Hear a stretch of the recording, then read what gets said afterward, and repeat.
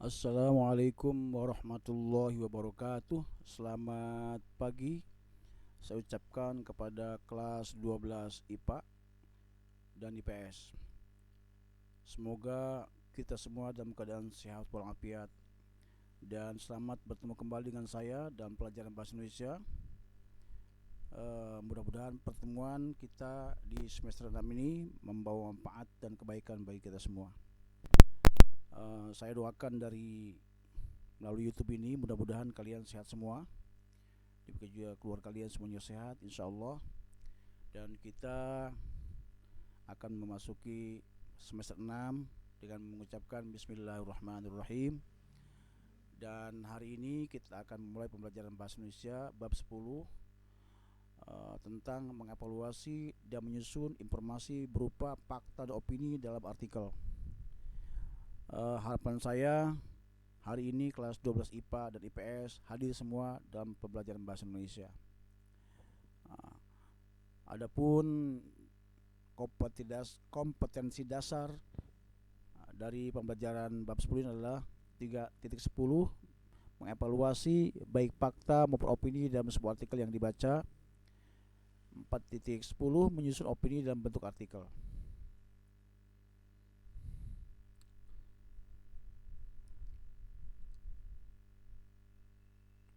Adapun tujuan pembelajarannya adalah melalui pendekatan saintifik dengan menggunakan mode pembelajaran discovery learning. Peserta didik dapat mengevaluasi informasi baik fakta maupun opini dalam sebuah artikel yang dibaca serta terampil mengevaluasi informasi baik fakta maupun opini dalam sebuah artikel yang dibaca dengan sungguh-sungguh, percaya diri, kreatif, dan bekerja sama selama proses pembelajaran. Di semester 5 kita pernah mempelajari tentang editorial dan hari ini kita bicara tentang artikel. Editorial itu disusun oleh tim redaksi dari sebuah koran atau majalah, yaitu merupakan sudut pandang mereka tentang sebuah masalah yang sedang aktual. Dan biasanya editor itu disusun mewakili majalah atau koran tersebut. Sementara itu kalau artikel disusun oleh siapa saja. Artikel sifatnya umum. Oleh sebab itu kita akan mempelajari konsep tentang bagaimana menyusun sebuah artikel. Yang pertama, kita memasuki konsep pengertian dan ciri-ciri artikel. Bahwa artikel adalah karangan faktual yang ditulis secara ringkas, jelas, logis, dan lengkap dengan panjang tertentu yang dibuat untuk dipublikasikan melalui koran, majalah, portal internet, dan sebagainya. Jadi persamaan antara editorial dengan artikel adalah sama-sama dipublikasikan melalui koran, majalah, atau portal internet dan sebagainya. Jadi semuanya sama dipublikasikan melalui kegiatan tersebut. Berikutnya adalah ciri-ciri artikel. Yang pertama, ditulis berdasarkan fakta dan pandangan penulisnya. Mengandung gagasan aktual. Yang ketiga, mengandung unsur pengetahuan. Yang keempat, bukan merupakan hasil plagiasi, artinya artikel disusun original, buatan sendiri. Jadi tidak mencontoh artikel orang lain. Kemudian yang keenam, mengungkap masalah dan pemecahannya. Yang ketujuh, topik yang dibahas menyangkut kepentingan publik. Dan yang ke-9, menampilkan identitas atas nama penulis. Nah, inilah perbedaan yang menonjol antara editorial dengan artikel adalah menampilkan identitas atas nama penulis. Jadi penulisnya dicantumkan nama pribadinya, sementara di tajuk rencana di identitas tidak ditampilkan, tapi mewakili koran atau majalah tersebut. Kemudian kita akan lanjut ke jenis-jenis artikel. Kalau kita buka internet, kita akan menemukan berbagai jenis artikel. Nah, dalam pertemuan ini kita akan bahas jenis artikel berdasarkan isi, yang kedua berdasarkan sudut pandang penulis. Berdasarkan isi ada artikel praktis, artikel ringan, artikel halaman opini, artikel religi. Dan kalau berdasarkan sudut pandang penulis adalah ada artikel deskripsi, artikel eksplanatif, artikel prediktif, dan artikel preskriptif. Artikel praktis. Artikel praktis lebih bersifat petunjuk praktis tentang cara melakukan sesuatu, how to do it. Misalnya cara install komputer, cara merawat iklan arwana, dan sebagainya. Artikel praktis lebih menekankan pada aspek ketelitian dan keterampilan daripada aspek pengamatan dan pengembangan pengetahuan. Artikel praktis biasanya ditulis menggunakan pola kronologis. Pesan disusun berdasarkan urutan waktu atau tahapan pekerjaan. Berikutnya lagi, artikel ringan lazim ditemukan pada rubrik anak-anak remaja. Saya ulang, artikel ringan lazim ditemukan pada rubrik anak-anak, remaja, wanita, dan keluarga. Artikel jenis ini banyak mengangkat bahasan, saya ulang, artikel ini banyak mengangkat bahasan yang ringan dengan penyajian yang ringan pula. Topik seperti kiat sukses belajar di perguruan tinggi, 7 ciri wanita setia, dan sebagainya termasuk ke dalam artikel ringan. Artikel ringan dikemas dengan gaya paduan informasi dan hiburan atau infotainment. Artikel halaman opini, ini yang akan kita pelajari. Artikel opini lazim ditemukan pada halaman khusus opini. Saya ulang, artikel opini lazim ditemukan pada halaman khusus opini beserta opini yang lain, yakni tajuk rencana, kolom, pojok, karikatu, dan surat membaca. Artikel opini mengupas suatu masalah secara serius dan tuntas melalui pendekatan analis akademik. Nah ini, sekali lagi, artikel opini mengupas suatu masalah secara serius dan tuntas melalui pendekatan analisis akademik. Lanjut kita ke artikel yang lain, artikel deskriptif. Tulisan yang isinya menggambarkan secara detail ataupun garis besar tentang suatu masalah, sehingga pembaca mengetahui secara utuh masalah yang dikemukakan. Dan artikel eksplanatif, isinya menerangkan sejelas-jelasnya tentang suatu masalah, sehingga pembaca memahami betul masalah yang dikemukakan. Dan artikel prediktif berisi ramalan atau dugaan apa yang dikemukakan terjadi pada masa mendatang berkaitan dengan masalah yang dikemukakan. Kemudian artikel preskriptif, isinya mengandung ajakan, imbauan, atau perintah bagi pembaca agar melakukan sesuatu. Kata-kata harus, seharusnya, hendaknya, seyogianya, dan sebagainya mendominasi tulisan artikel jenis ini.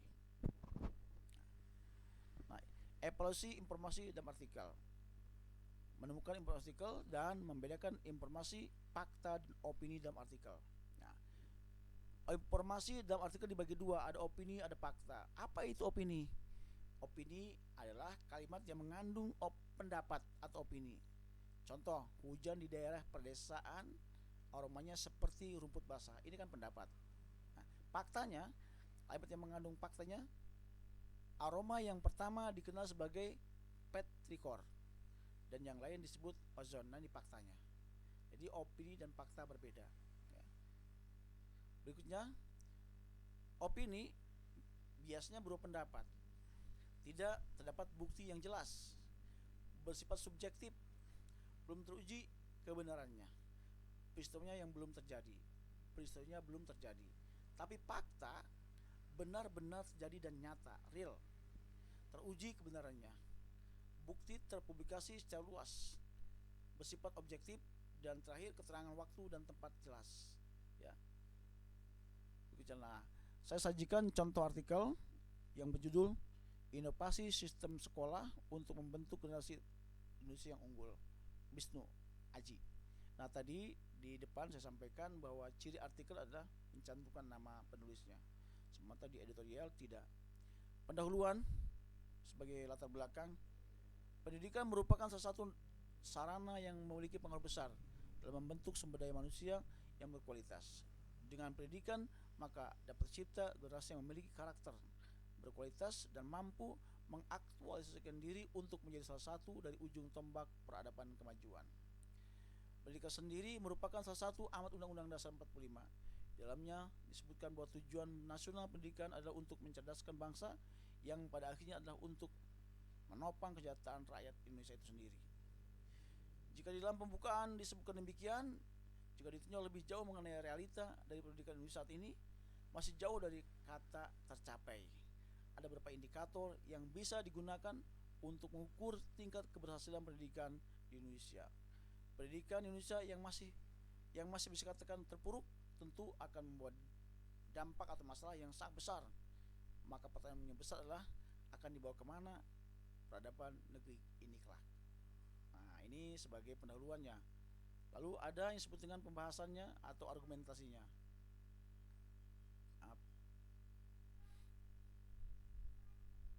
Ya, pembahasan. Sudah banyak orang atau lembaga yang melakukan survei terhadap pendidikan, baik itu di tingkat sekolah sampai lintas negara. Salah satu lembaga yang melakukan survei adalah PISA, Program for International Student Assessment. PISA sendiri menguji keterampilan membaca matematika dan juga pengetahuan alam. Dari hasil uji tersebut ternyata Indonesia nomor ke-64 negara dari 65 negara partisipan.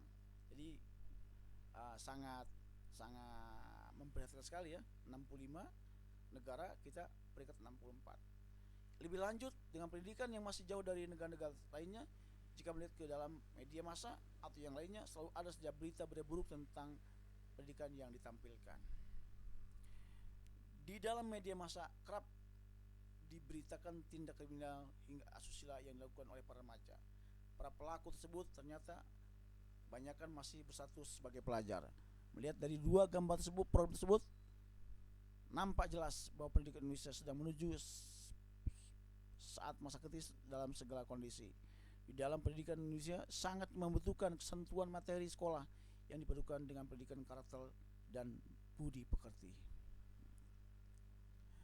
Dengan demikian, dengan dipadukannya pendidikan karakter dalam materi pelajaran, maka asas negara akan penuh dengan kearifan.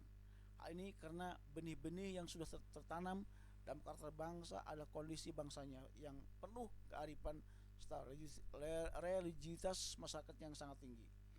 Dengan adanya benih-benih karakter yang baik inilah secara tidak langsung membuktikan telah adanya benih karakter yang tertanam pada diri individu masyarakat Indonesia. Begitu pula dengan siswa-siswi Indonesia.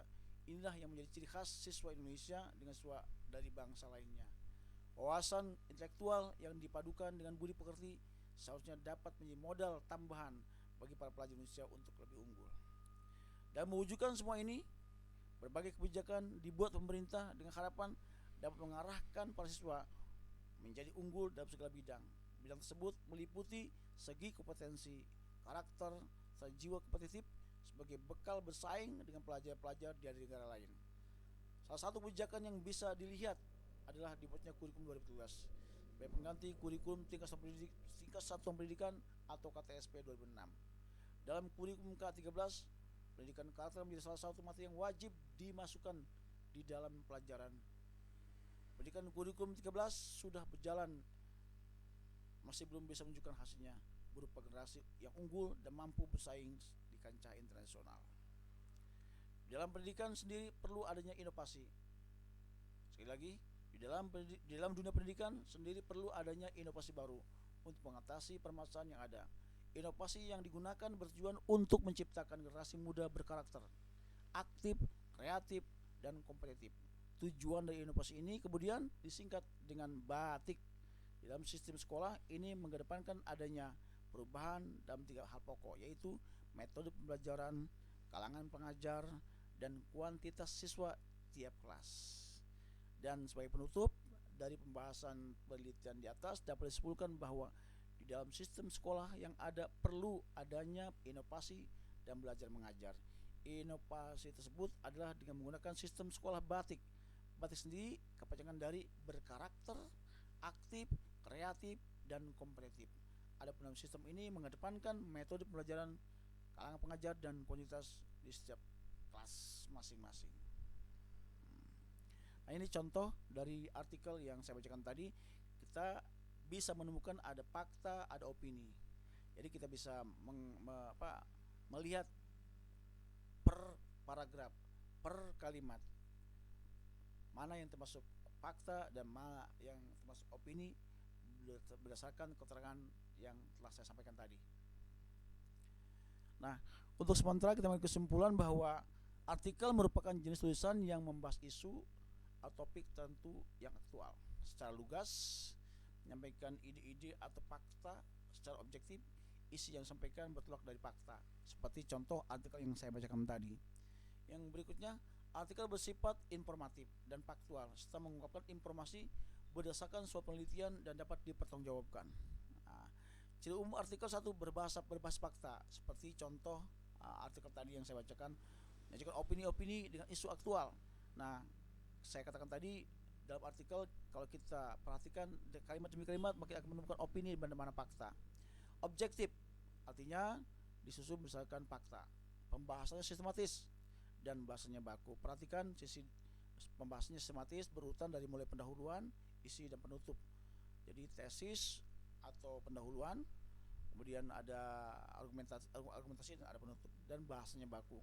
Tadi di teks tadi tidak ditemukan bahasa yang tidak baku, seluruhnya adalah baku. Struktur artikelnya adalah pendahuluan yang berisi pengenalan isu, garis utama, dan tesis. Jadi ada paragraf pertama dan kedua tadi, rangkaian argumen berupa pembahasan yang di teks artikel tadi sudah ditemukan rangkaian argumennya, pembahasannya, dan terakhir penutup berisi penegasan ulang, solusi, harapan, dan saran, dan kita temukan dalam artikel yang saya bacakan tadi. Kemudian kita lanjut ke materi yang lain atau bagian lain, menyusun opini dalam bentuk artikel. Dari uraian tadi saya berharap banyak kalian bisa paham bagaimana cara menyusun artikel, ya. Mudah sulit atau sulit mudah. Tapi kalau kita rajin membaca teks artikel yang ada di internet atau di buku, jadi kita akan mengenal tentang bagaimana cara menulis artikel. Maka ada beberapa tips untuk menyusun artikel. Perhatikan struktur pertama, perhatikan struktur tulis artikel. Ini wajib kita pahami. Pertama, judul, ya. Yang kedua, nama penulis. Seperti contoh tadi, ada judul penulis, ada nama penulis, pembukaan atau pendahuluan, tulis ada bridge atau penghubung intro dengan isi tulisan berupa identifikasi masalah. Tadi ada pertanyaan, mau dibawa kemana pendidikan negara Indonesia ini, ya. Dan isi tulisan atau uraian atau body bisa sendiri atau subjudul, jadi berupa pembahasan. Dan terhadap ada ending atau closing, biasanya berupa kesimpulan, ajakan berbuat sesuatu, atau pertanyaan tanpa jawaban. Dan bagaimana proses menulis artikel? Tahapannya harus diikuti. Pertama, idenya harus aktual, ya. Jadi menggali ide bisa melalui bacaan, pengamatan, pengalaman, pendapat, obrolan, pengetahuan, perasaan, keinginan, dan tontonan. Bisa itu diangkat menjadi ide kita menjadi sebuah artikel yang menarik. Yang kedua, referensi. Saya yakin setiap penulis artikel ada orang-orang yang rajin membaca artikel orang lain, maka dia akan mengambil referensi, ya, bagaimana mereka menulis sebuah artikel, bagaimana mereka mengambil data, mengolah opini, mengolah data, dan sebagainya. Maka wajib kita harus memperbanyak referensi dengan cara membaca artikel. Jadi referensi berupa kumpulan data, kemudian pengayaan tulisan, dan membaca buku-buku atau tulisan terkait, termasuk googling, menuliskan kata kunci yang akan ditulis. Nah, ini. Dan kita membuat kerangka atau outline, yaitu merupakan pemandu untuk mengendalikan pemikiran dan tulisan. Ini tujuannya agar tulisan kita tidak meluas dan melebar kemana-mana. Maka kita sebelum menyusun artikel, buatlah dulu kerangkanya atau outline-nya, sehingga kita dituntun oleh kerangka tersebut. Kemudian ada first draft, menyusun naskah awal. Nah, ini konsep awal, ditulis dengan gaya menulis bebas, free writing, tak merasa terikat dengan teori menulis, tulis apa adanya, ya, tapi tetap mengacu pada kerangka yang sudah disusun sebelumnya, ya. Jadi tidak boleh menyimpang dari situ. Jadi walaupun kita bebas dalam menulis apapun juga, tapi kita harus bertolak pada kerangka yang telah kita buat. Kemudian editing, yaitu berupa evaluasi keseluruhan dari mulai judul, kemudian tema atau ide, referensi, barangkali ada kesalahan kita perbaiki, Kemudian juga kita rapikan katanya, rapikan kalimatnya, cek akurasi data dan sistematika naskah dengan kerangka tulisan apakah cocok atau tidak. Nah, itu beberapa hal yang perlu kita pelajari bagaimana menyusun teks artikel. Nah, tip lain adalah pertama tentukan ide atau tema artikelnya, yang kedua tentukan judul sementara, ya judul boleh di awal boleh di akhir, bahkan boleh di tengah-tengah kita sedang menulis, dan judul bisa berubah kapanpun juga. Dan judul harus cocok dengan tulisan kita, dengan tag artikel kita, tidak boleh menyimpang. Dan baca dulu referensi sebanyak mungkin. Nah, ini perlu susun kerangkanya, kembangkan kerangka tersebut, jangan lupa argumen dan fakta sebagai pendukung tulisan. Ini wajib karena artikel bersifat faktual. Rapikan konsep tulisan tersebut dengan membaca secara cermat. Jangan lupa edit ejaannya, diksi atau pilihan kata, kalimat, paragraf, dan struktur artikel sesuaikah dengan gaya penulisan sebuah artikel yang baik atau benar. Evaluasi seluruhnya dari berbagai sudut agar menghasilkan sebuah artikel yang berkualitas. Sekali lagi, siapa yang ingin menulis maka rajin membaca. Siapa yang menulis maka rajin mencoba untuk menulis. Siapa mencoba dan ada kemampuan keras, saya ulang, siapa yang mencoba dan ada kemauan keras untuk bisa menulis, pasti ada jalan kemudahan untuk mewujudkannya. Maka ayo menulis artikel, menjada wajada. Demikianlah beberapa hal yang perlu saya sampaikan tentang artikel.